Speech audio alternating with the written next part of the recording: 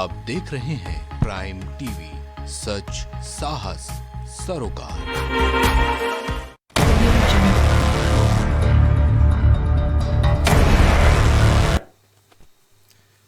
नमस्कार दोस्तों, स्वागत है आपका प्राइम डिबेट में।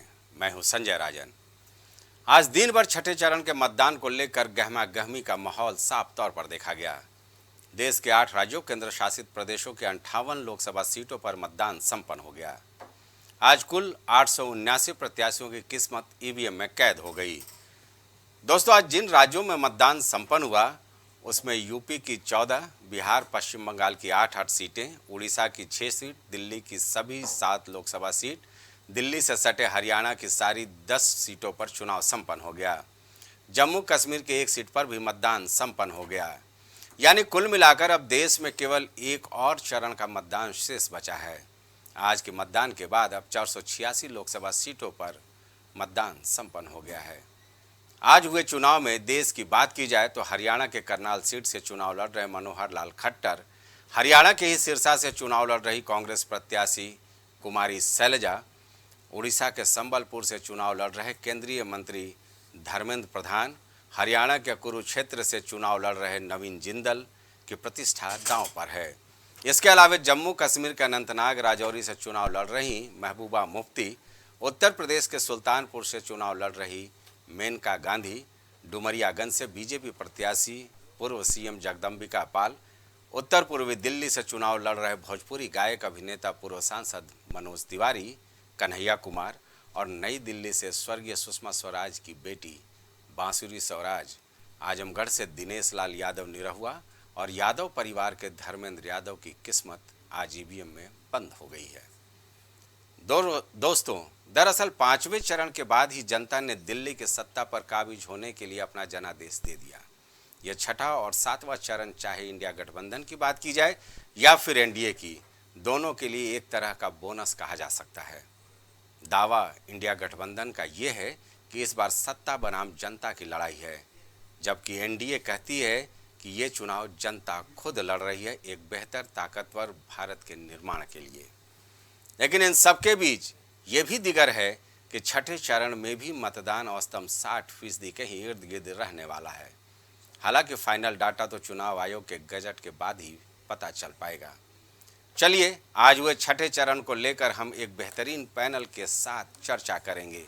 लेकिन आइए सुन लेते हैं पहले कुछ सियासी दलों के दावे, फिर चलेंगे चर्चा पर।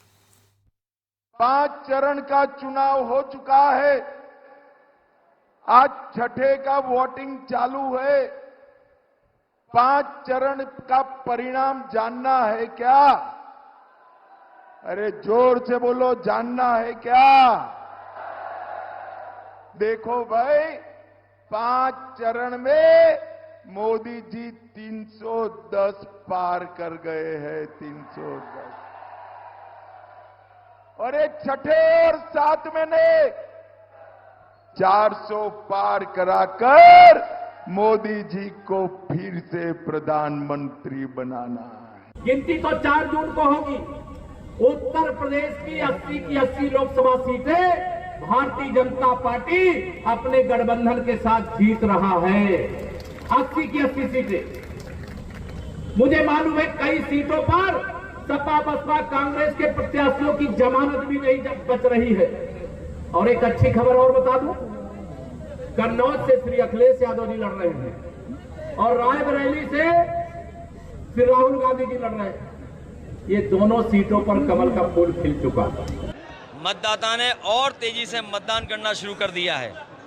और देखिएगा आप, छठवें चरण में जनता अपने सिक्स सेंस का काम करेगी। वो जानती है कि भारतीय जनता पार्टी के वो लोग हैं जो संविधान को खत्म करना चाहते हैं। मैं आपको लिख के दे रहा हूं, उत्तर प्रदेश में इंडिया गठबंधन का तूफान आ रहा है।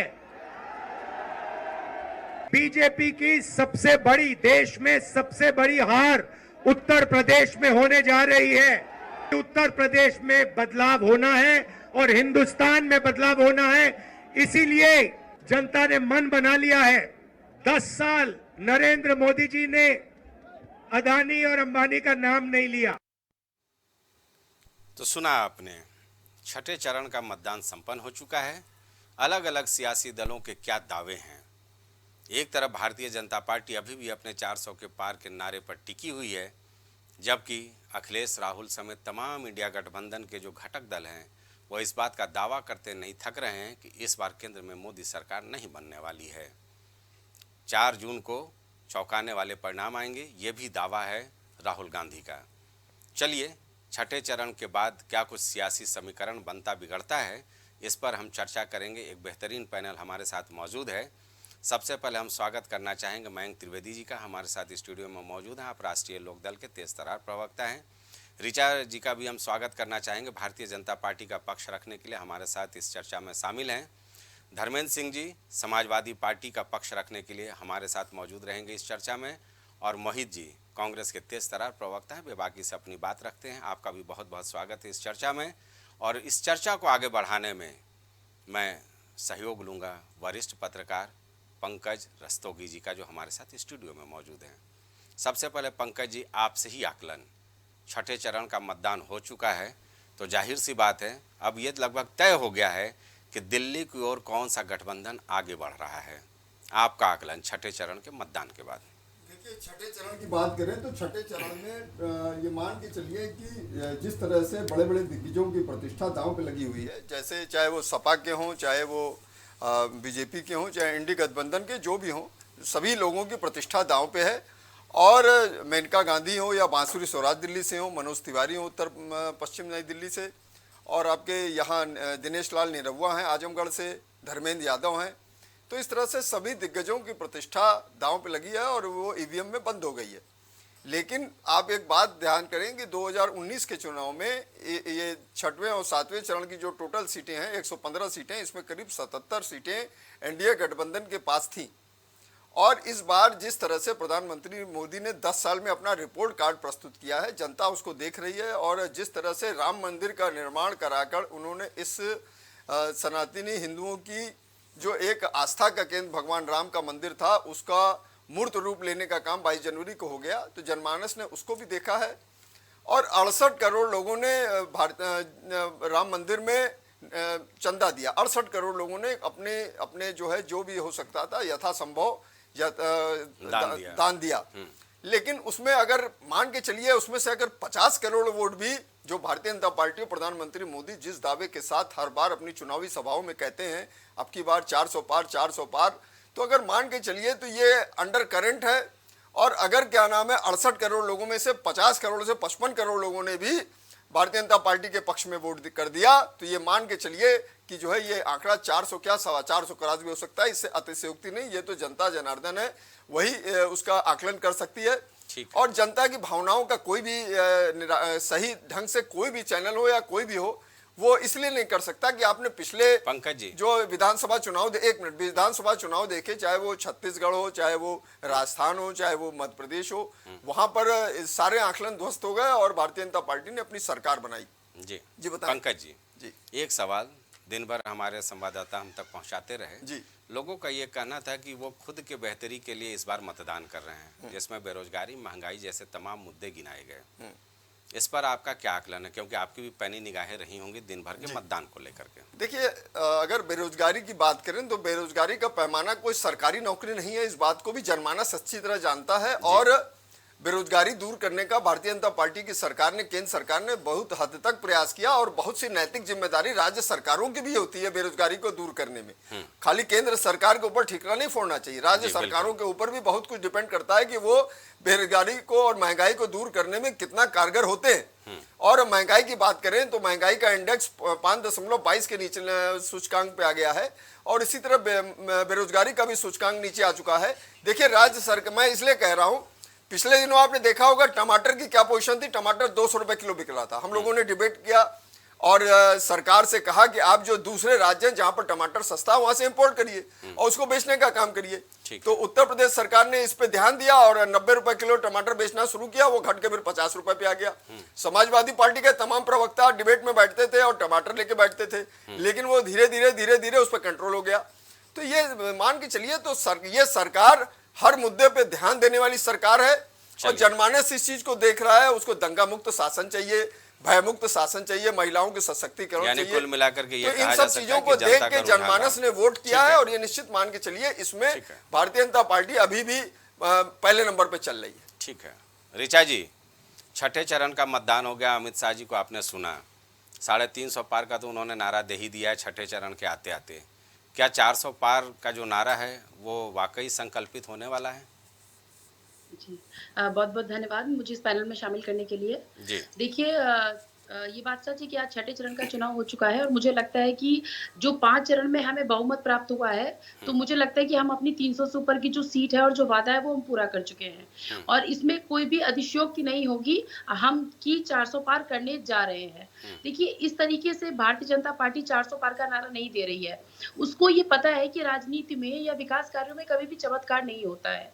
मोदी जी को जो कार्यकाल जनता ने दिया उसमें उन्होंने लगातार देश को, राष्ट्र को, जनता के जो मुद्दे होते हैं, भारतीय जनता पार्टी हमेशा से, जब भी ये पार्टी बनी है ना, इसने हमेशा से सुशासन की अवधारणा, अंत्योदय की विकास की स्थापना और गरीबों के कल्याण की भावना, चाहे वो जनधन कल्याण योजनाओं से संबंधित हो, चाहे वो लोगों के घर में स्वच्छ जल पहुंचाना हो, और सबसे बड़ी चीज तो सुशासन की हम बात कर रहे हैं। और जो ये छठा चरण है ये क्यों संबंधित है, जो ये पूर्वांचल का पूरा एरिया है ना जिसका ये चुनाव होने जा रहा है, ये एक समय पे माफियावाद और गुंडा राज का एरिया हुआ करता था, इसमें कोई भी संदेह नहीं। और सबको पता है कि किस तरीके से यहाँ धन उगाही और जमीन हड़पने का काम हुआ करता था। जिस तरीके से इस जो समय बीच में डबल इंजन की सरकार को मिला है, इसने पूरे माफियावाद को जड़ से उखाड़ के फेंक दिया है। जिस गोरखपुर में ये जनता चुनाव वोट देने जा रही है, इसको पता है कि एक समय पे 40 साल से चमकी जैसे बुखार को, जापानीज इंसेफेलाइटिस जैसे बुखार को जनता ने अपने 50,000 से ज्यादा बच्चों को मरते हुए देखा है।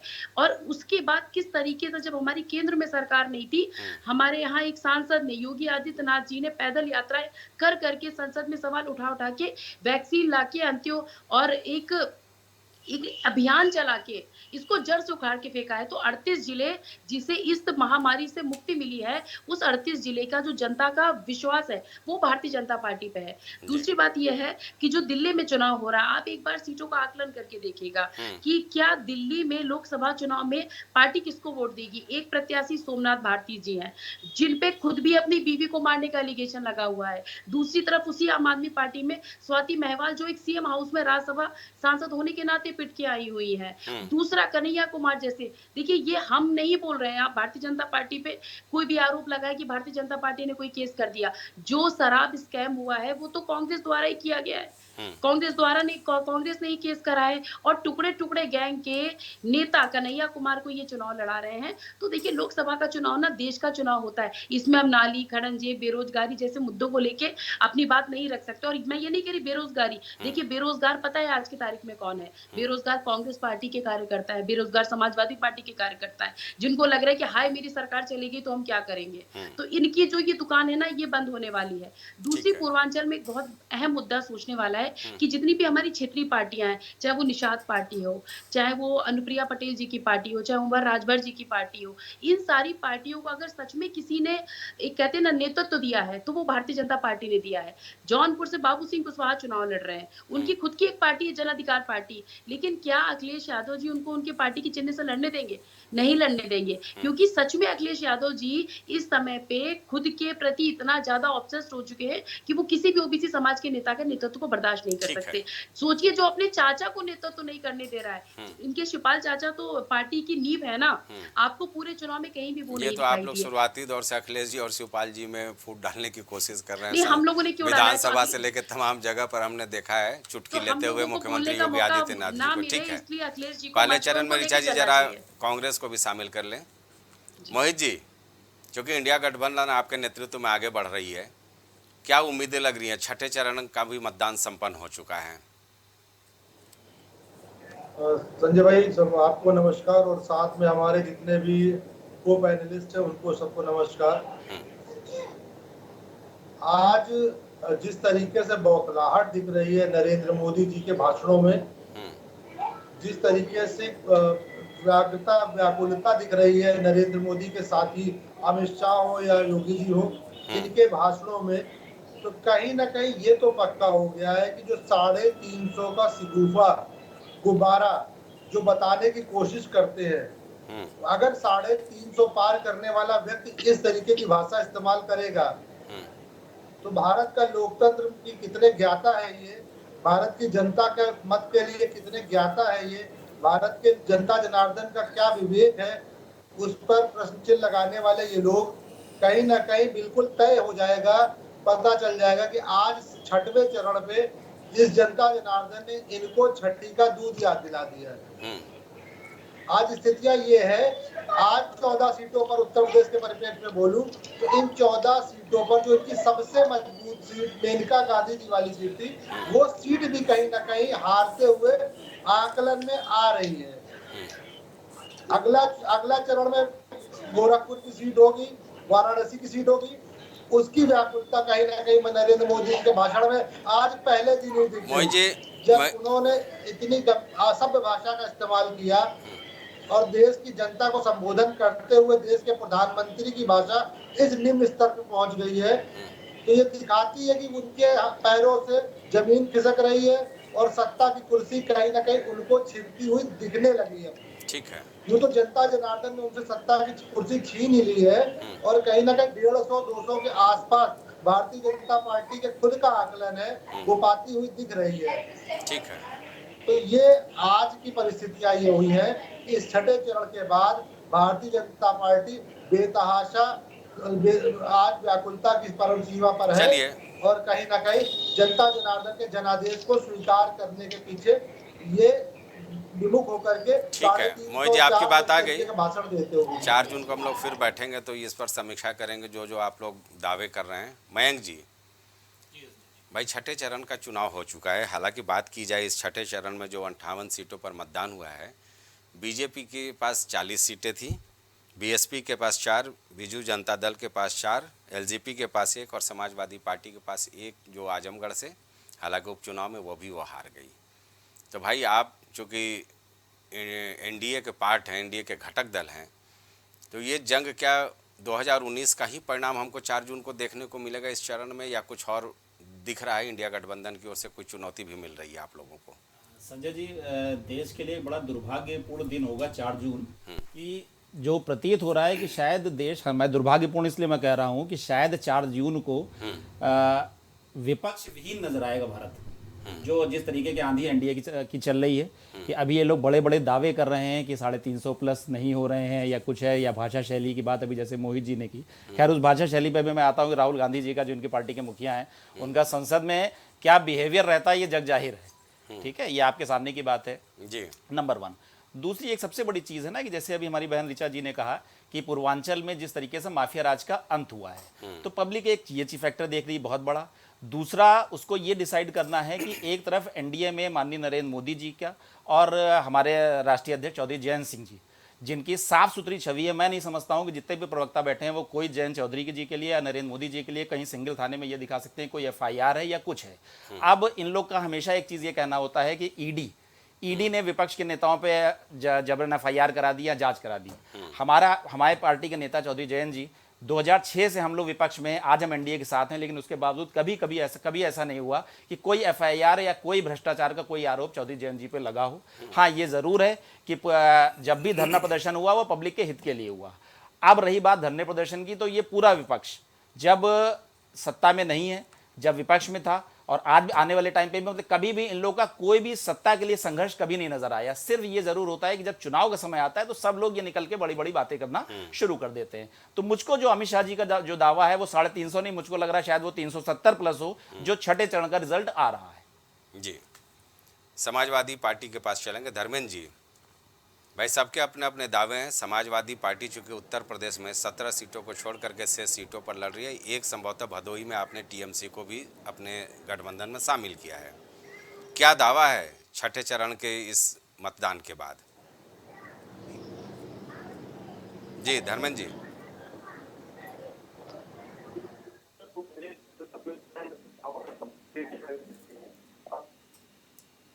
हम लोग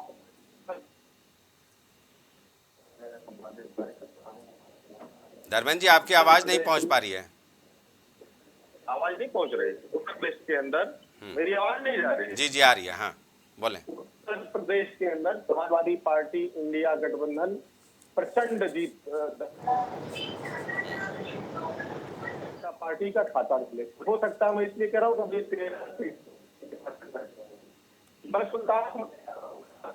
बता दूं कि एक भी सीट ऐसी नहीं है जहां भारतीय जनता पार्टी मजबूत आगे दिख रही है। अब उसका कारण है, देखिए, ऐसा जब 2019 में भारतीय जनता पार्टी बहुमत के साथ आई थी तो उसको टोटल मतों में से लगभग 1/4 लेकर के भारतीय जनता पार्टी बहुमत के साथ आई थी। और जो उन्होंने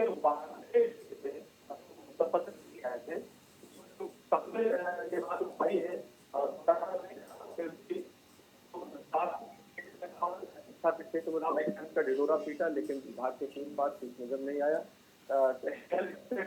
हमारी बहन धर्मेंद्र जी से फिर से संपर्क साधा दे जिससे उनकी स्पष्ट आवाज पहुंच सके। वो क्या बोल रहे हैं कुछ पता नहीं चल पा रहा है। पंकज जी, भाई 2019 में तो जो गठबंधन था जिसमें बहुजन समाज पार्टी, समाजवादी पार्टी और आरएलडी साथ साथ थे और कई छोटे दल भी समाजवादी पार्टी के साथ थे। इस बार तो केवल कांग्रेस और समाजवादी पार्टी, आरएलडी भी जा चुके और छोटे दल भी, हमें लगता नहीं है कि कोई बहुत प्रभावी तरीके से समाजवादी पार्टी या इंडिया गठबंधन के साथ खड़े नजर आ रहे हैं। हालांकि ये बात अलग है कि छिटपुट बातें हुई हैं, जैसे रघुराज प्रताप सिंह ने अचानक इंडिया गठबंधन को अपना समर्थन दे दिया। सुल्तानपुर की बात की जाए तो सोनू सिंह, मोनू सिंह जैसे बाहुबली, इक्के दुक्के इस तरह के लोग भी इंडिया गठबंधन के साथ आ गए। तो क्या इसका भी कोई असर देखने को मिलेगा इस बार? आपको उम्मीदें दिख रही हैं क्या? क्योंकि पिछले बार का गठबंधन मौजूदा गठबंधन से संभवतः ज़्यादा शक्तिशाली था।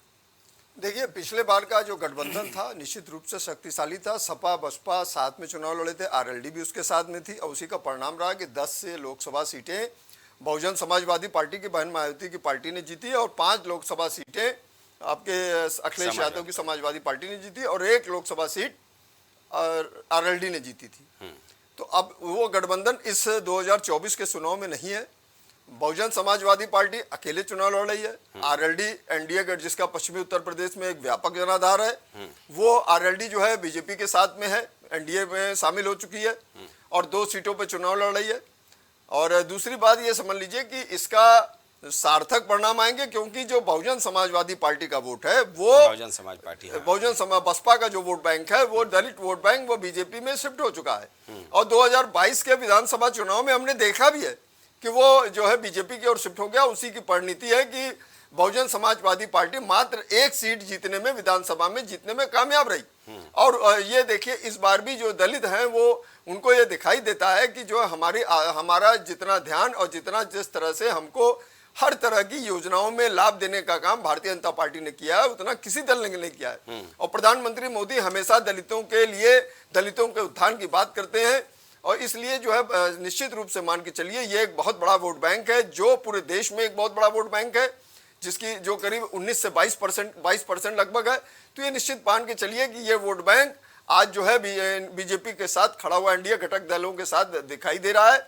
इसका सीधा लाभ भारतीय जनता पार्टी को मिलेगा। इन सब चीजों से समाजवादी पार्टी और कांग्रेस गठबंधन जरूर है, लेकिन जनाधार की बात करें समाजवादी पार्टी का तो फिर भी M-Y फैक्टर चलता है तो उनका फिर भी उस पर जनाधार है। लेकिन कांग्रेस की बात करें तो कांग्रेस जनाधार खो चुकी है पूरे देश में और कांग्रेस जनाधार विहीन पार्टी है। कांग्रेस अपने मुंह में या मिट्ठू बनने से कुछ नहीं होता। कांग्रेस का जनाधार समाप्ति की ओर है और जिस तरह से कांग्रेस ने जनाधार खोया है तो निश्चित मान के चलिए ये मुंगेरी लाल के हसीन सपने देख रहे हैं और सपा के द्वारा साथ में रह के ये पिछलग्गू पार्टी हो गई है और तमाम क्षेत्रीय दलों के साथ पिछलग्गू बन के ये चुनाव लड़ रही है।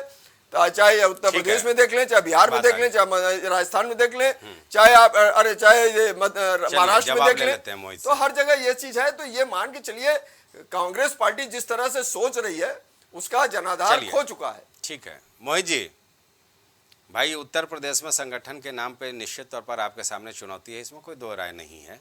लेकिन एक बात निश्चित तौर पर है कि आपने राहुल गांधी की न्याय यात्रा और अखिलेश यादव के पीडीए फार्मूला इसको लेकर के आप आगे बढ़ने की कोशिश की है। हालांकि कुछ जगहों पर रिपोर्ट सार्थक भी आ रही है क्योंकि पीडीए को लेकर के जो मायावती या बहुजन समाज पार्टी की जो बात की जा रही है उनका फार्मूला पिटता हुआ नजर आया। वहाँ पर कहीं ना कहीं आपको लोगों का समर्थन मिलता नजर आ रहा है। लेकिन जो 2019 का गठबंधन था, क्या उससे मजबूत गठबंधन इस बार है, जो आप ये दावा कर रहे हैं कि 4 जून को परिवर्तन होना है दिल्ली की सत्ता पर? देखिए 2019 की बात अभी हमसे पहले जो महानुभाव बोल रहे थे, अगर 2019 की बात में आरएलडी उस गठबंधन में था, वो कमजोर था, उसकी अभी उन्होंने वो करी है। आज आरएलडी बीजेपी के साथ है, तो आज आरएलडी मजबूत हो गया, तब कमजोर था। तो कम से कम अपनी बात में दोहरापन ना रहे, ऐसा तथ्य रखा करे। चलिए खैर कोई बात नहीं। आरएलडी तब जयंत चौधरी पहली बार तो कोई ऐसा चुनाव लड़ने जा रहे हैं जो अपनी क्षमता पर लड़ने जा रहे हैं। वो 370 अगर पहुंचा रहे भारतीय जनता पार्टी को, तो हो सकता नया अभियान मिला है उनको, तो करेंगे ही। राज्यसभा जबकि सपा के उससे समर्थन से पहुंचे हैं। खैर कोई बात नहीं, बाद में आता हूँ मुद्दे की बात पे। आज अगर दलित वोटों की बात करें तो दलित वोट देख रहा है कि जो उनकी सबसे प्रमुख नेता रहे मायावती जी, उनको किस तरीके से उनकी राजनीतिक हत्या भारतीय जनता पार्टी ने संवैधानिक संस्थाओं के उपयोग करते हुए की। आज राजनीति के पटल से कहीं ना कहीं मायावती को खत्म करने का काम भारतीय जनता पार्टी ने संविधान के दुरुपयोग से किया। उसी संविधान का दुरुपयोग। अरे भाई, ये कैसी बातें कर रहे हैं? सीबीआई किसके वक्त में हुआ? पूरी बात आ जाए। उसी संविधान को दोहन करने के लिए 400 सीट के लिए आप घूमेंगे, तो आप अपेक्षा करेंगे कि वो दलित वर्ग जो बाबा भीमराव अम्बेडकर को बाबा मानता है, ना कि बुलडोजर को कोई बाबा मानता हो, वो आपके साथ आकर खड़ा हो जाएगा।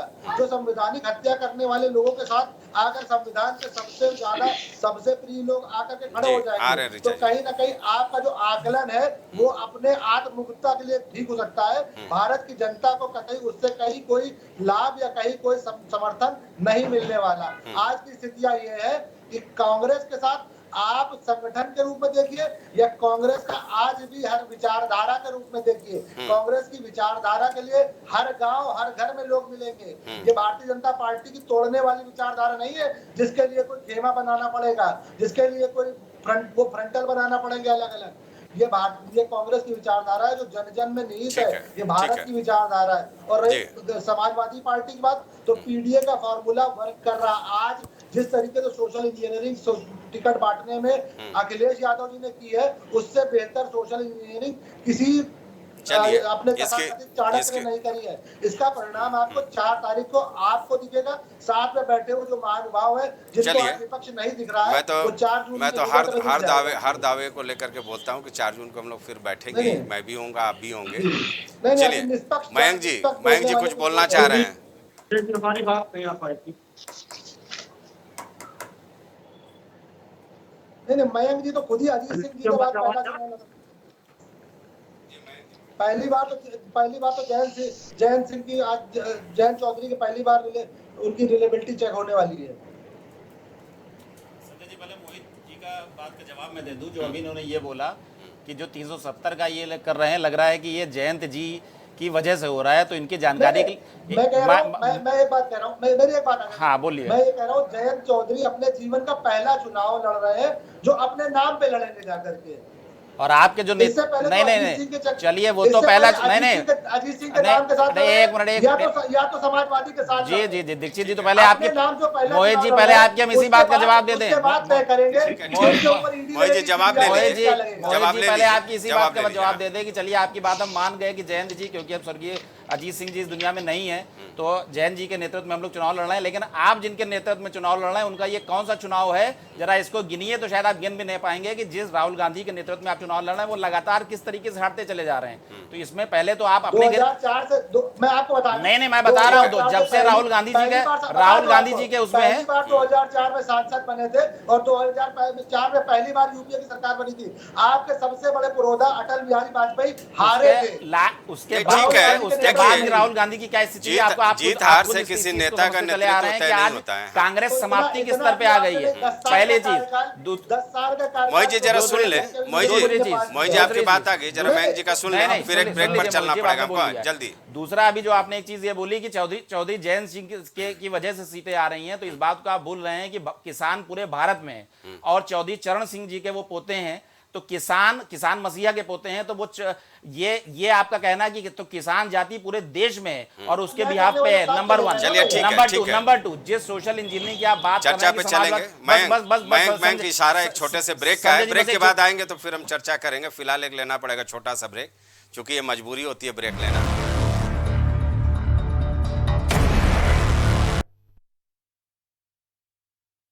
एम प्लैनेट डिजिटल वर्ल्ड लेकर आया है इलेक्ट्रिक स्कूटर की दुनिया में नई क्रांति। बेहतर कंफर्ट, आधुनिक सुविधाओं से लैस रोड का नया बादशाह। इलेक्ट्रिक स्कूटी अपनाए, प्रदूषण को कहे बाय बाय। पता प्रोफेसर कॉलोनी, कमला नगर, आगरा। babasahebshadi.com ये पोर्टल वेबसाइट शादी विवाह के रिश्तों के लिए ये बहुत ही भरोसेमंद और बेहतरीन पोर्टल वेबसाइट है। अभी तक बहुत सारे लोगों ने इस पर भरोसा किया है और मनचाहा रिश्ता पाया है। ये पूर्णतः सुरक्षित है। आप आज ही अपना निशुल्क पंजीकरण कराएं और मनचाहा रिश्ता पाएं। MGM hospital and research centre, advance neuro and spine surgery centre. आपका स्वास्थ्य ही हमारी प्राथमिकता। पता झलवा, प्रयागराज। करी भोजपुरी के पहला story telling mobile app यायावरी via Bhojpuri play store से और डूब जाएं दुनिया भर के कहानियन के अद्भुत सागर में आपन भाषा भोजपुरी में। यायावरी वाया भोजपुरी, कथा कहानी आपन बानी। गोयल सुपर स्पेशलिटी हॉस्पिटल आपके लिए लेकर आया है world class heart care facilities, जहां होता है हार्ट समेत सभी बीमारियों का बेहतर इलाज। संपर्क करें अयोध्या रोड, चिन्हट, लखनऊ। मस्तिष्क मनोरोग, नस एवं नशा मुक्ति के विशेषज्ञ डॉक्टर राकेश पासवान। पता Sitaram hospital, Darbhanga colony, Lowther road, Prayagraj. Cosmo laser dental clinic and dental implant centre, जो देता है आपको वर्ल्ड क्लास की बेहतरीन डेंटल सुविधाएं। पता प्रथम तल, Vrindavan tower, opposite hotel JK palace, civil lines, Prayagraj, Uttar Pradesh. संपर्क करें 39382172।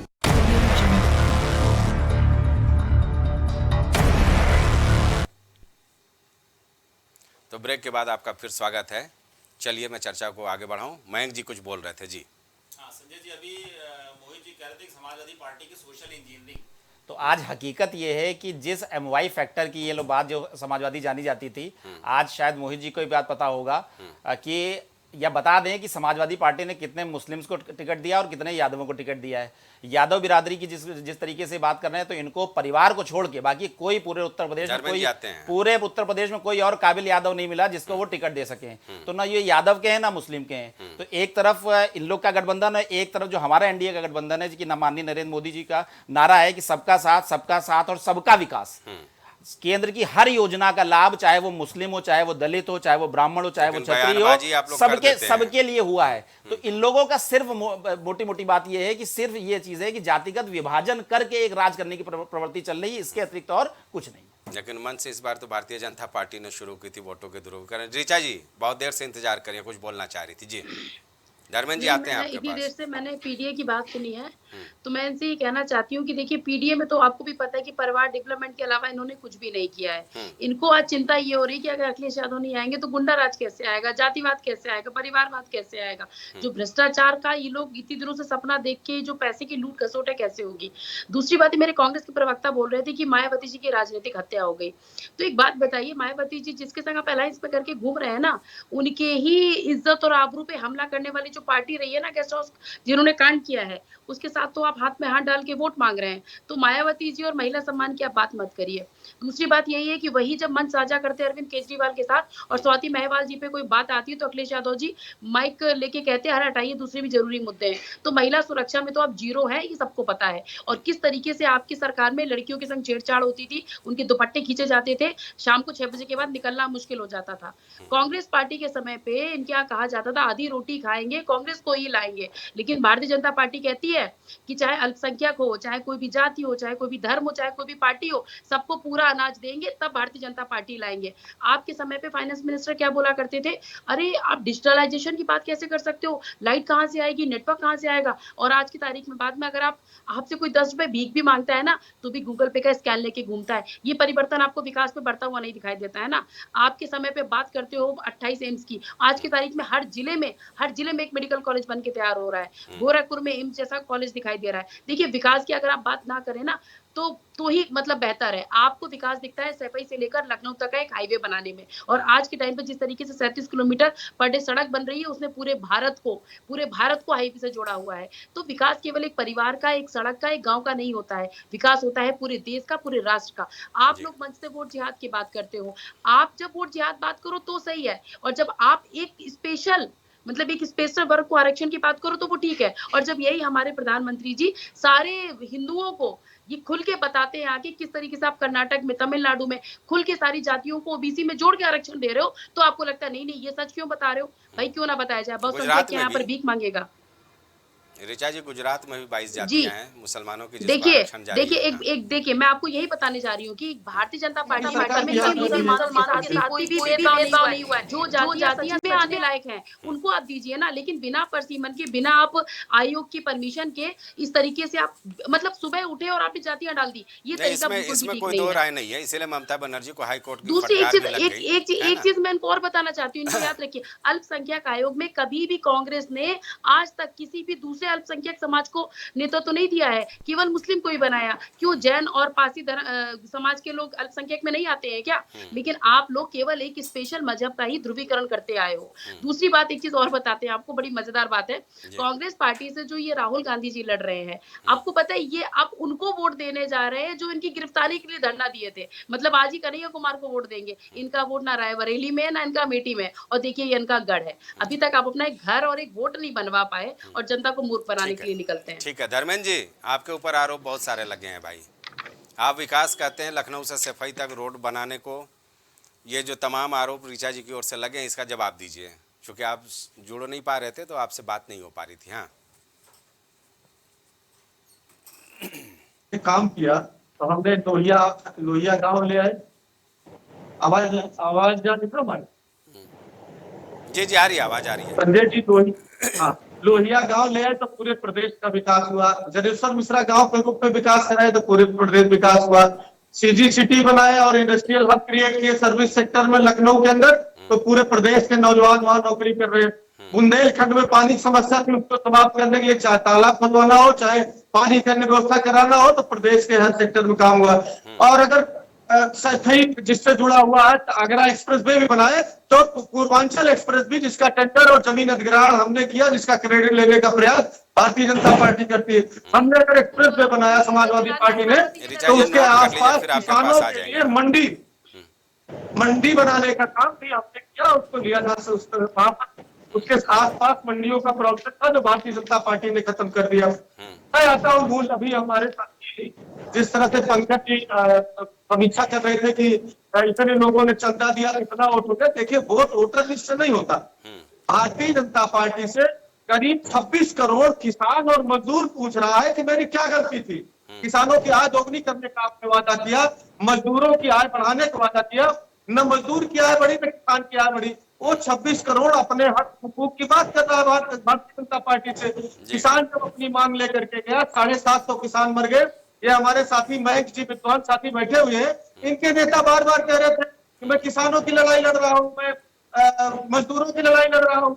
अचानक ऐसी कौन सी बात हो गई? 750 किसानों की शहादत को भूल करके उसकी गोद में जा बैठे न्याय की बात कर रहे थे। और किस लालच में गए वो मयंक जी बेहतर जानते होंगे। और उसको छोड़ करके जो इनको शून्य हो गया, तो समाजवादी पार्टी ने, अखिलेश यादव जी ने बड़ा दिल दिखाते हुए आप लोग के साथ हम लोग संघर्ष करने वाले लोग हैं, बल्कि उनको राज्यसभा में भेजा। सुन लीजिए, हमारी चर्चा करने पूरे देश में मुख्यमंत्री के जनपद में मेडिकल कॉलेज में छोटे छोटे बच्चे ऑक्सीजन की कमी से मर गए।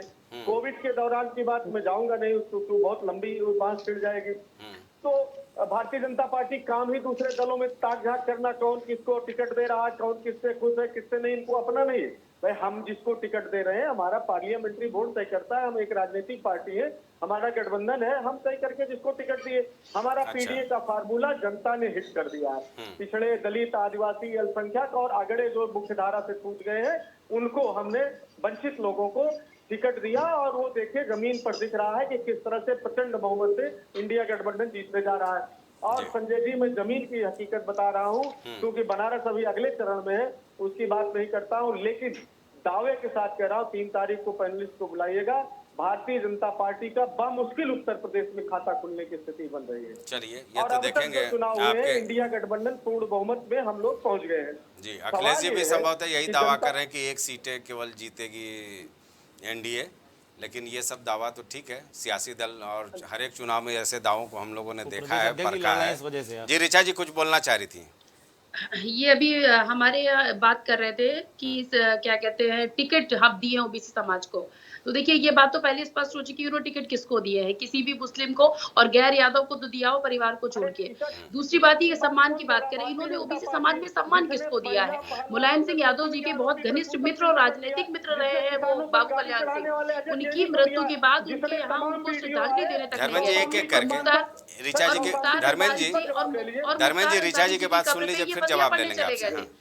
और मुख्तार अंसारी जी की मृत्यु में ये फतिया पढ़ने चले गए थे। इनको केवल अपने एक वोट बैंक को साधना होता है। इनका कभी भी हिंदुओं के प्रति और या हिंदू धर्म के प्रति या किसी भी दूसरे धर्म के प्रति, हिंदू मुस्लिम सिख ईसाई मतलब 2 धर्म के अलावा भी दूसरे धर्म है, इनका किसी के भी प्रति कोई भी प्रेम नहीं रहा है। ऋचा जी एक सवाल ले लीजिए, मुसलमानों को लेकर के हमने भी बयान बदलते आपके मन से सुना है।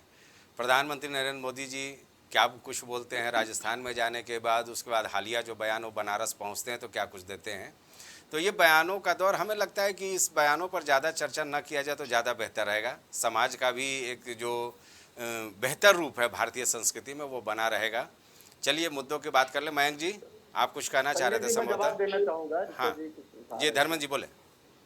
संजय जी 2-3 महत्वपूर्ण बातें हैं। ये टिकट की बात कौन कर रहा है, जातिवाद और इस तरह की बात।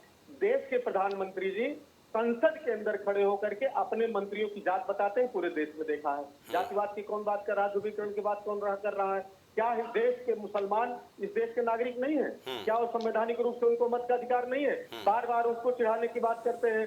अरे सब 140 करोड़ का अगर नारा देते हैं, क्या उसमें मुसलमान या अन्य अल्पसंख्यक आदिवासी पिछड़े दलित नहीं है क्या? तो कम से कम प्रधानमंत्री जी को बताएं, ये भारतीय जनता पार्टी के प्रवक्ता बताएं कि आप जो है आप ही गलत बोलते हो।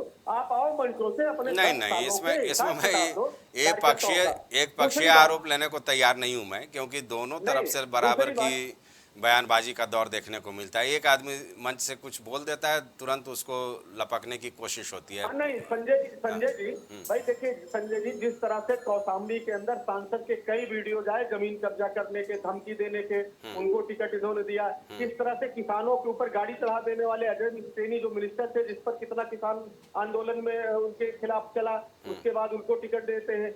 और पूरे देश ने देखा किस तरह से महिला शोषण के आरोपी चार्जशीट ब्रजभूषण सिंह के घर में जाकर के घुटने टेक देते हैं। जो कहता दबदबा है, दबदबा रहेगा, जिसको गरज होगा टिकट देगा।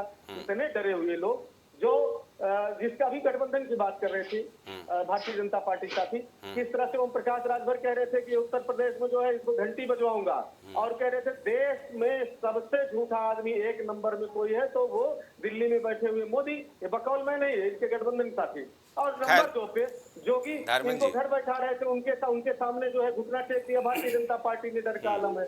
बिहार के अंदर किस तरह से कह रहे थे कि इनके लिए दरवाजे हमेशा के लिए बंद है, और किस तरह से उनका चरण वंदन कर रहे हैं, उनको साथ ले चल रहे हैं। और जो महिलाओं के आरक्षण की बात कर रहे हैं, आप बेहतर जानते हैं, इनको बताइए कि संविधान पढ़ लें, व्यवस्था पढ़ लें, तमाम जातियों के नाम है। बिहार के अंदर भी इसमें शामिल है, उत्तर प्रदेश के अंदर भी शामिल है, और अन्य भाजपा शासित राज्यों में है। उसको एक गलत इंटरप्रिटेशन करके देश को भ्रमित करना चाहते हैं, क्योंकि भारतीय जनता पार्टी भ्रमित करने का नहीं। अब धर्मेंद्र जी सवाल तो तब होता है ना, देखिए आरक्षण को लेकर केंद्रीय सूची बनी हुई है, वो सूची मैंने पूरी तरह से निकाली थी, कल के चर्चा में उसको मैं ले चुका हूँ। उसमें जाहिर सी बात है, अब अगर आप मान लीजिए कि 53 समुदाय को ईडब्ल्यूएस में शामिल करने के बजाय 51 मुसलमानों के समुदाय को उसमें शामिल कर लेंगे तो सवाल खड़ा होगा। हाईकोर्ट ने इसीलिए सख्ती भी दिखाई। चलिए वो चीजें अपने जगह है। एक प्रक्रिया है संविधान में, आयोग बनता है, परीक्षण होता है, किस राज्य हो सकता है एक राज्य में एक कौम के लोग अच्छी स्थिति में हो और वही कौम के लोग दूसरे राज्य में। चलिए मैं तो यही चाहता हूँ ना, मैं तो यही चाहता हूँ कि सत्ता में चाहे जो हो, जरूरतमंदों को उसके मुताबिक सुविधाएं मिले देश में। लास्ट 30 सेकंड में अपनी बात कहूँ, 2019 के चुनाव, हमारी बात शायद उसमें नहीं आ पाई थी। 90 करोड़ मतदाताओं में केवल 23 करोड़ मतदाताओं के वोट लेकर भारतीय जनता पार्टी प्रचंड बहुमत में। इस देश के अंदर 26 करोड़ किसान और मजदूर हैं और बड़ी संख्या में नौजवान आती आप जो वादा किया कि किसान पूछ रहा मेरी आय बढ़ी नहीं, मजदूर पूछ रहा है आपने 230 रुपए, दुनिया से आप इकोनॉमी की तुलना करते हैं और 230 रुपए दिन भर की मजदूरी देते हैं। औसत आय किसान मजदूर की 3000 रुपए के आसपास है पूरे देश के अंदर, और आप कहते हैं 5वीं इकोनॉमी बन गए। तो उसका जवाब मांग रहा है किसान, मांग रहा, नौजवान कह रहा आपने 20 करोड़ रोजगार का वादा किया था, हमको तो हमारे हाल पे छोड़ दिया। अलबत्ता जो सेना में अस्थायी नौकरी मिलती थी, सीमा पर जा करके हमारा नौजवान गरीब किसान का बेटा जा करके रक्षा करता था और परिवार चलाता था, उसको 4 साल का आपने अग्निवीर का झुंझुना थमा दिया। तो वो उसका जवाब चाहता है कि आपने मेरे साथ ये नामुरादी बेमुरौदगी और ये क्यों किया। जितना आपका दावा है तो इस हिसाब से तो यूथ चूंकि 22% जो मतदाता हैं युवा, वह संभवतः आपको अपना समर्थन देगी। 4 जून को जब ईवीएम खुलेगा तो ये पता चलेगा। मयंक जी क्या बोल रहे थे? हाँ, कुछ बोलना चाह रहे थे। ठीक है, मयंक जी की बात सुन लें। संजय जी, हम धर्मेंद्र जी की कुछ बातों का जवाब देना चाह रहे हैं। जैसे अभी इन्होंने ये बड़ा किसान हितैषी बन रहे हैं और मैं इनको याद दिलाना चाह रहा हूँ, बड़े अच्छे मित्रों में धर्मेंद्र सिंह जी, और एक बात याद दिलाना चाह रहा हूँ कि जिन 750 के किसानों की बात इन्होंने कही, तब अगर जब हम लोग विपक्ष में थे तब भी अगर किसानों के लिए कोई संघर्ष कर रहा था तो चौधरी जयंत जी कर रहे थे। तब आपके नेता कहीं नजर नहीं आए कि किसी जगह कहीं धरना प्रदर्शन कहीं करने नजर आए। और नंबर 1, नंबर 2, जिस बात को इन्होंने कहा, धर्मेंद्र जी एक सेकंड, जिस बात को इन्होंने ये चीज बोली कि किस लालच के तहत किस लालच के तहत जो है वो उनके साथ चले गए, तो मैं इनसे आग्रह करूंगा कि जयंत जी के लिए लालच शब्द का प्रयोग ना करें। और लालच का अगर हम सही से कहें तो आय से अधिक संपत्ति, एक सेकंड, आय से अधिक संपत्ति के मुकदमे किसके ऊपर चल रहे हैं अगर आप चाहें तो इस चीज को मैं बताऊंगा। और जयंत जी पे आरोप लगाने में जयंत जी पे आरोप लगाने से आप पूरे किसान जाति का अपमान कर रहे हैं। इस बात को आप समझिए, चाहे आप हो चाहे मोहित जी हो, जिन्होंने ये चीज है। नंबर 1, नंबर 2, अगर हम अलग हो गए, अगर धर्मेंद्र जी हम अलग हो गए तो आपके साथ सहयोगी बचा कौन है? धर्मेंद्र जी आपके साथ कौन सहयोगी बचा है जिनको लेके आपने विधानसभा चुनाव लड़ा था? कौन सा सहयोगी बचा है आज की तारीख में? एक एक करके सब सहयोगी चले गए, सिर्फ आपके मुखिया की अकड़ और घमंड की वजह से। सिर्फ ये आज कौन सहयोगी? 2022 के जिन सहयोगियों के साथ आपने चुनाव लड़ा था, आज कोई सहयोगी आपके साथ है? आपके साथ कोई सहयोगी नहीं है। इस बात के लिए अपने गिरबान में झांकने की आपको जरूरत है, या किसी को लालच या इस तरीके के शब्द का प्रयोग करके, ये गलत चीज है। आप पूरी किसान जाति का अपमान कर रहे हैं। पूरे किसान, आप चौधरी चरण सिंह के पोते के लिए लालची शब्द जैसा करके आप पूरे किसान जाति का अपमान कर रहे हैं। जी चलिए। मयंक जी, आपके नेता ने कहा मैं कोई चौन्नी नहीं हूँ, इधर चला जाऊंगा। मयंक जी, अखिलेश यादव जी के ऊपर आप आरोप लगा रहे हैं, वो नहीं अपमान, जिस तरीके से अपमानित किया जा रहा था, जिस तरीके से 7 सीटों में कैंडिडेट आप अपने लड़ा रहे थे, और इस तरीके से नहीं, और पार्टी चल रही है और किसानों की, गरीबों की, मजदूरों की लड़ाई चौधरी चरण सिंह, लालच जैसे शब्द का प्रयोग करके आप चौधरी चरण सिंह के लिए कुछ नहीं कह सकते हैं। जयंत जी उन्हीं के होते हैं, आप पूरे किसान जाति का आप और कांग्रेस के माननीय प्रवक्ता अपमान कर रहे हैं, ये गलत चीज है। ठीक है, दोनों की बातें आ गई, दोनों की बातें आ गई। आपके नेता कहाँ थे धर्मेंद्र जी? उस टाइम आपके नेता क्या कार्यालय से राजनीति कर रहे थे? कहाँ थे आपके नेता? मयंक, धर्मेंद्र जी लाठी भी हमारे नेता ने खाई थी। धर्मेंद्र जी देखिए, इसको लेकर के हम लोग पहले भी चर्चा कर चुके हैं। धर्मेंद्र जी जरा मेरी बात सुन लीजिए। चवन्नी की चक्कर है, पूरी बहस ना खराब करवाइए। ठीक है, मेरी एक बात सुन लीजिए। 4 जून के इंतजार करिए, तब पता चलेगा। आप इंतजार छोड़िए, जब आपके पास कहने को कुछ नहीं है चवन्नी, वो आपको 4 जून को पता चलेगा, आपको 4 जून को पता चलेगा। ठीक है, बात करिए। ये चवन्नी, ये शब्द कह के पूरी किसान जाति का अपमान मत करिए, पूरी किसान जाति का अपमान मत करिए। अरे किसान जिनके लिए आप कह रहे हैं वो किसके पोते हैं, इस बात को आप समझिए। वो किसान मसीहा हैं, पूरे किसान जाति का अपमान मत करिए इन शब्दों का प्रयोग करके। चलिए विश्लेषण पंकज जी से ले लेते हैं। कुपुत्र भी उत्पन्न हो जाता है, दावेदारी अपनी। मयंक जी वक्त कम है ना, सबको वक्त दे। ठीक है, मोहित अभी आते हैं पार्टी में, जरा पंकज जी से पूछ ले। पंकज जी, भाई सियासत में आपने भी देखा है दोस्तों का आना जाना, ठीक है। जो सियासत दल किसी के साथ जुड़ता है तो उसके पास अपने तर्क होते हैं। बहुत सारे ऐसे नज़ारे देखने को मिले होंगे। बड़े ओम प्रकाश राजभर भी तमाम जो समाजवादी पार्टी के मन से बयान देते थे वो किसी से छुपा नहीं है, लेकिन बात जब बनती नहीं है तो मजबूरन उनको कहीं शिफ्ट होना पड़ता है। वो एनडीए में चले गए। आरएलडी की बात की जाए तो बंद कमरे में जो वार्ता चल रही थी टिकट बंटवारे को लेकर के, वो संभवतः बात नहीं बन पाई, क्योंकि समाजवादी पार्टी की एक शर्त थी। वो तो जग जाहिर हो चुका है कि भाई वो समाजवादी पार्टी चाहते थे कि हमारा चेहरा हो और संभवतः सिंबल आपका हो, आरएलडी का हो, इसी तरह की कोई बातें थी जो बात जयंत चौधरी को पसंद नहीं आई। चलिए, ये तो समीकरण बनते बिगड़ते हैं, लेकिन क्या जनता भी इस बात का आकलन करती है क्या कि कौन किसके साथ था चुनाव के मौका परस्ती पर, कौन किसके साथ गया? ये मैं आपसे जानना चाहता हूँ। देखिए, पहले तो संजय जी एक बात तय समझ लीजिए कि जो लोकसभा चुनाव होते हैं वो राष्ट्रीय मुद्दे और जनमानस के राष्ट्रीय मुद्दों के आधार पे और जनमानस के मुद्दों के आधार पे ही होते हैं। जिस तरह से पूरे भारत में स्वास्थ्य परक चीजें नहीं थी, स्वास्थ्य की बहुत समस्या थी, नरेंद्र मोदी ने जिस तरह से स्वास्थ्य की योजनाओं को लागू करने का काम किया, आयुष्मान कार्ड उसके लिए एक बहुत बड़ा मुद्दा है। पंकज जी, मेरा जो सवाल था पहले उसका जवाब जी बताएं। ये तो मैं जानता हूँ, आयुष्मान भारत, उज्ज्वला भारत योजना, ये सब चीजें नहीं। मैं आपसे ये जानना चाहता हूँ कि क्या जनता इस बात का आकलन करती है क्या कि चुनाव के वक्त अगर कोई नेता दल बदल करता है या दूसरे सियासी दल के साथ जाता है गठबंधन में?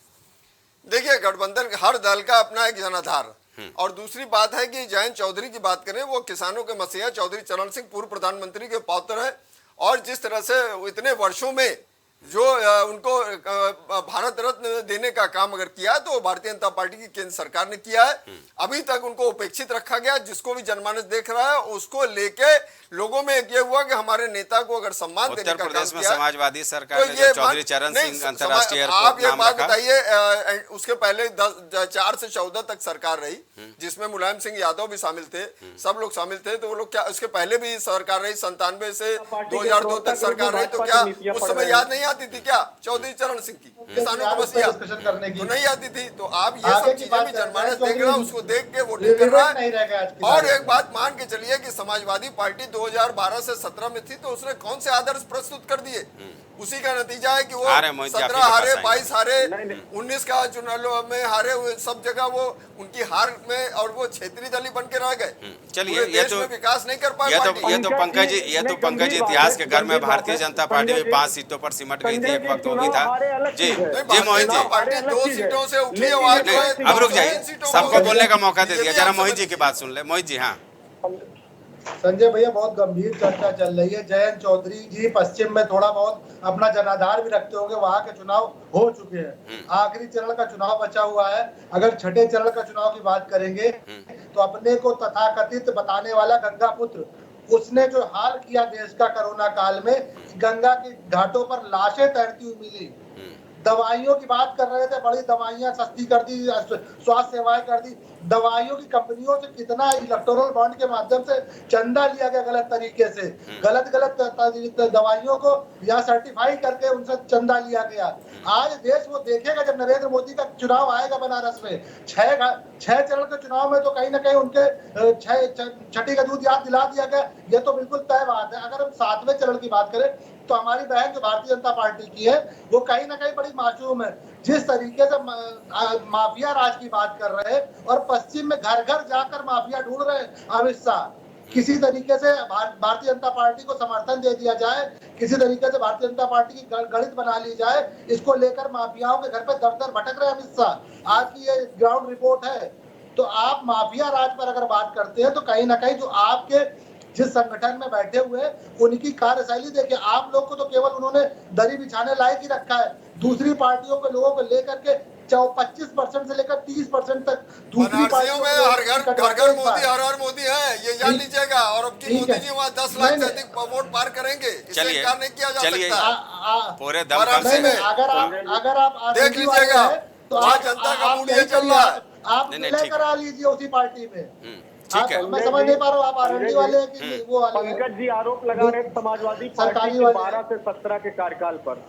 बात मेरी यही है कि छठे चरण का चुनाव जो हुआ है, भारतीय जनता पार्टी सरक चुकी है। 7वें चरण में भी नरेंद्र मोदी की सीट है, वो भी कहीं के बाद आज हाईवे की बातें करते हैं। बड़ी बड़ी हाईवे पर लोगों ने देखा कैसे कैसे चंदा दे करके धंधा कराया गया, हाईवे के बड़े बड़े प्रोजेक्ट। योगी जी ने पूरी टेंडर कराया, उसमें 2000 करोड़ रुपए कट गए और रोड भी चौड़ी बनी। तो आप क्या बोलेंगे? अपने 5 स्टार AC कार्यालय बना लिया। ठीक है मोहित जी, आगे बात आ गई। आरोप प्रत्यारोप, इन सब चीजों का निष्कर्ष निकलेगा। जयंत चौधरी पर चर्चा करने लायक नहीं बचे अब वो। ठीक है ऋचा जी, संक्षेप में, चूंकि वक्त काफी कम है, इशारा हो चुका है चर्चा को जिस समाप्त तरीके करने से के लिए। ये भारतीय जनता पार्टी को कह रहे हैं ना कि किस तरीके के टिकट दिए गए हैं, गुंडों को दिए गए हैं, तो मायावती जी ने 2007 में नारा दिया था, जब गुंडों की छाती में मोहर लगेगी हाथी में, तो ये किसके लिए दिया जाता था? ये आप क्या हत्या, रेप, घोटालों के आरोपी। सुनिए, बाबू सिंह कुशवाहा जौनपुर से लड़ रहे हैं,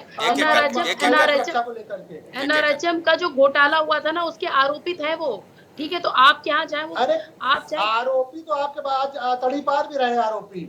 समस्या तो यही है ना कि आप सुनना नहीं चाहते। देखिए, आपका इतिहास सबको पता है कि किस तरीके से गुंडा राज बाबू सिंह कुशवाहा पर तो सवाल खड़े होंगे, बाबू सिंह कुशवाहा पर तो सवाल खड़े होंगे। आप ये छोड़िए, खुद इनके सपा के कार्यकर्ताओं ने उनका विरोध किया जब उनको टिकट मिला था, खुद इनके सपा के कार्यकर्ताओं घोटाले में तो राहुल गांधी और सोनिया गांधी भी आरोपित हैं, जमानत पे है, 30,000 जमानत पे हेराल्ड केस में बाहर घूम रहे हैं इनके यहाँ, तो ये सब जमानत पे घूम रहे हैं, और ये पूरा अलायंस पूरा एकदम भ्रष्टाचार का गढ़ है। वक्त काफी कम है, 30 सेकंड का आखिरी चरण। जी ठीक है मोहित जी, 30 सेकंड में आखिरी चरण में।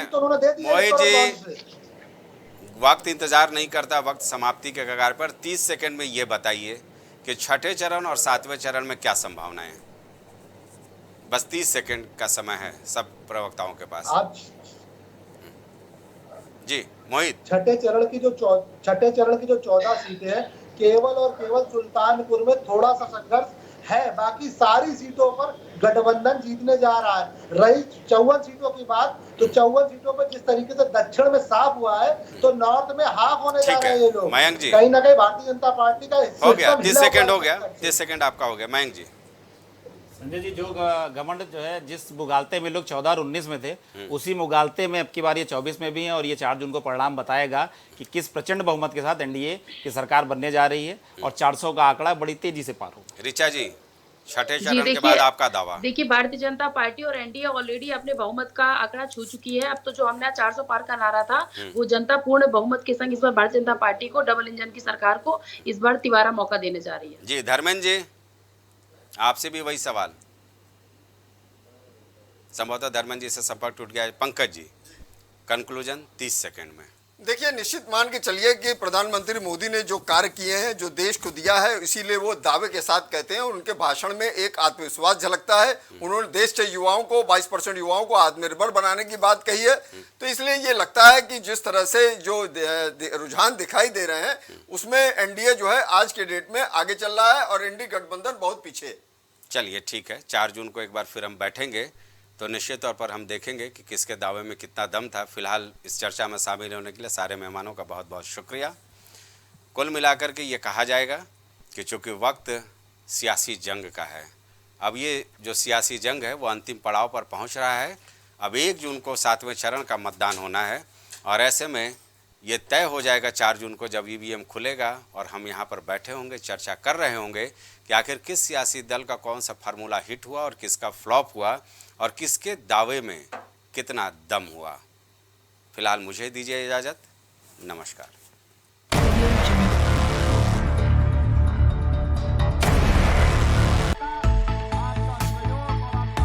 कुछ भाव पुष्प। आप देख रहे हैं प्राइम टीवी, सच साहस सरोकार। एम प्लैनेट डिजिटल वर्ल्ड लेकर आया है इलेक्ट्रिक स्कूटर की दुनिया में नई क्रांति। बेहतर कंफर्ट, आधुनिक सुविधाओं से लैस रोड का नया बादशाह। इलेक्ट्रिक स्कूटी अपनाए, प्रदूषण को कहे बाय बाय। पता प्रोफेसर कॉलोनी, कमला नगर, आगरा। babasahebshadi.com, ये पोर्टल वेबसाइट शादी विवाह के रिश्तों के लिए ये बहुत ही भरोसेमंद और बेहतरीन पोर्टल वेबसाइट है। अभी तक बहुत सारे लोगों ने इस पर भरोसा किया है और मनचाहा रिश्ता पाया है। ये पूर्णतः सुरक्षित है। आप आज ही अपना निशुल्क पंजीकरण कराएं और मनचाहा रिश्ता पाएं। MGM hospital and research centre, advance neuro and spine surgery centre. आपका स्वास्थ्य ही हमारी प्राथमिकता। पता झलवा, प्रयागराज। करी भोजपुरी के पहला story telling mobile app यायावरी via Bhojpuri play store से, और डूब जाएं दुनिया भर के कहानियन के अद्भुत सागर में आपन भाषा भोजपुरी में। यायावरी वाया भोजपुरी, कथा कहानी आपन बानी। गोयल सुपर स्पेशलिटी हॉस्पिटल आपके लिए लेकर आया है world class heart care facilities, जहां होता है हार्ट समेत सभी बीमारियों का बेहतर इलाज। संपर्क करें अयोध्या रोड, चिन्हट, लखनऊ। मस्तिष्क मनोरोग, नस एवं नशा मुक्ति के विशेषज्ञ डॉक्टर राकेश पासवान। पता Sitaram hospital, Darbhanga colony, Lowther road, Prayagraj. Cosmo laser dental clinic and dental implant centre, जो देता है आपको वर्ल्ड क्लास की बेहतरीन डेंटल सुविधाएं। पता प्रथम तल, वृंदावन टावर, ऑपोजिट होटल जेके palace, civil lines, Prayagraj, Uttar Pradesh. संपर्क करें 339-388-21